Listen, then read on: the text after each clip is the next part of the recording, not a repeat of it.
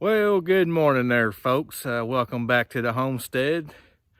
As you've probably seen earlier in the video, tossing barbed wire, fence stretcher, staples, and wire ties in the back of the tractor. I'm pretty sure you can figure out what we're doing today. Yep, that's right, pulling some nasty old barbed wire on some fencing today. So let's get to it and I'll get it knocked out on this nice morning.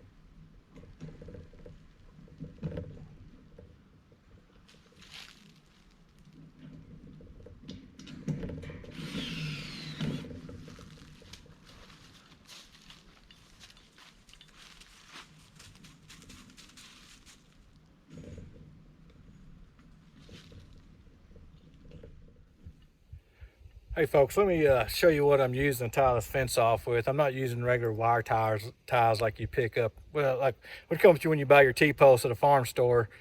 I'm using something that's a whole lot better and a whole lot faster. They look like this right here.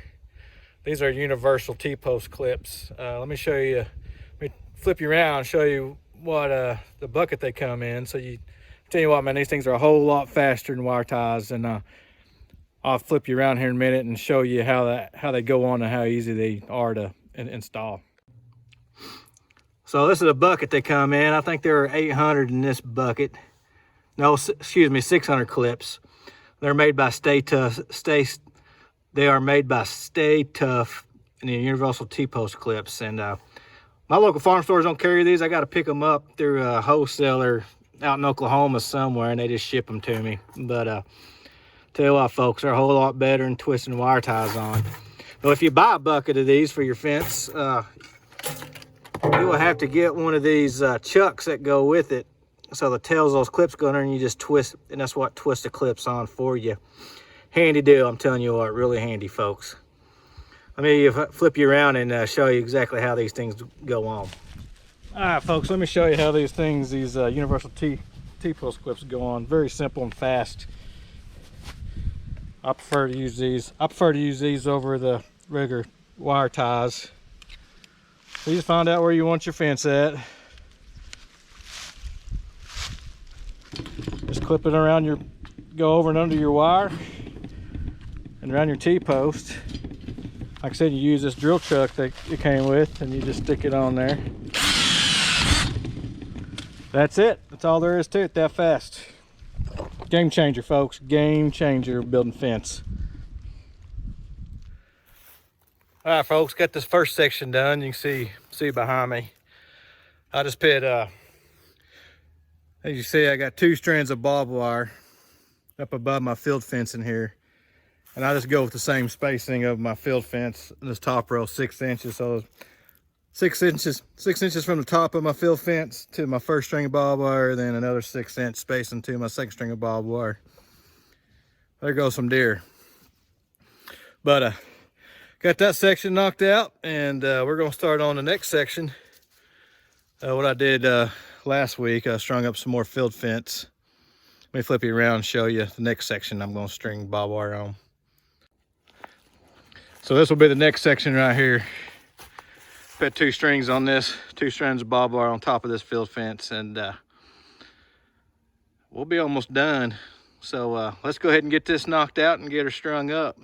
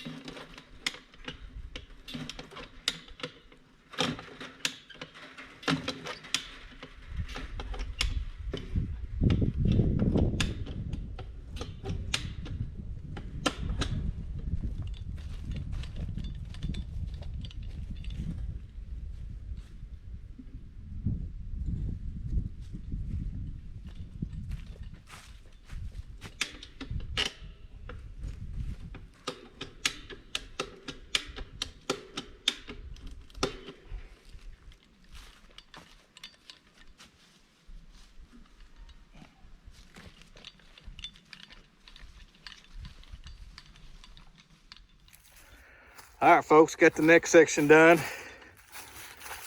You see I got 2 strands of barbed wire there above my field fencing. Got that all strung up nice and tight. Looks pretty good, don't you think? We got one more section to do. I did this section, I don't know, probably about 4 months ago, but I ran out of barbed wire. And so I need to finish. I only got one string of barbed wire on this section. It's a long section, so we're gonna knock this out while we're here. After that, we'll call it a day.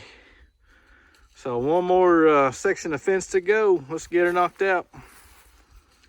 I'll have to go down there and grab the tractor and bring it up here.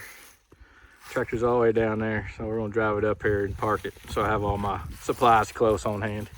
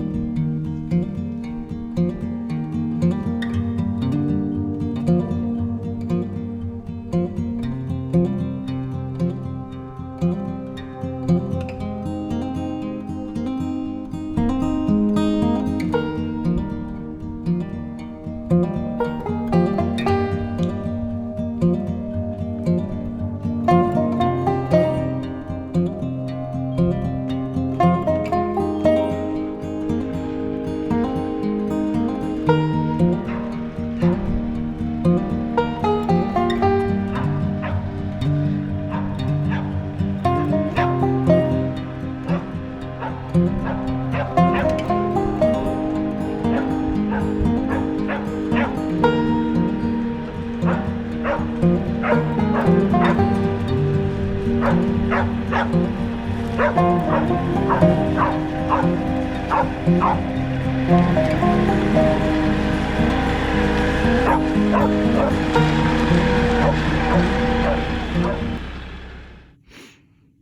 tell you what, folks, if you're out building fence, go ahead and save yourself a bunch of trouble. Go ahead and get you a nail bag and a nail pouch and a good set of suspenders, so you can carry all your staples and carry your staples with you, my tape measure, wire ties, your pliers or fencing tool, whatever you use. It just makes it a whole lot easier to have that stuff on you, so you're not dragging buckets around with your pails holding all your supplies. You got them right there with you. So yeah, go get you one if you ain't already using one, but a lot of y'all probably already figured that out long before I did. But all right, let's get this last section knocked out. Well, folks, I got the last string of barbed wire up, and that's all the barbed wire I'm pulling and stretching today. So it's been a nice warm day here in Northwest Arkansas. Couldn't ask for some better weather. But got the tractor all loaded back up, our tools and everything. I think Maple's about ready to take it to the house also, but we're gonna load everything back up in the truck and put old Blue back in the shed and call it a day. Well, folks, appreciate you joining me today up here on the homestead. Always fencing to be done. It seems like it never ends, but I'm just about done with this perimeter fence for part of the perimeter fence that I'm doing now. I mean, I got about another 250-foot section to stretch and put barbed wire on, and T-posts and all that stuff. And I think it comes out a little bit over 20 acres. I got that fenced in. So for the time being, that'd be good for a few cows. And I'd like to get some goats back up here and start doing some cleanup. But when I was stretching this last strand of barbed wire up on the corner I done about a year ago. That old field fence is pretty loose. Old deer's been hammering the fire out of it, been just hitting it pretty hard. So I'll probably have to re-stretch that sometime.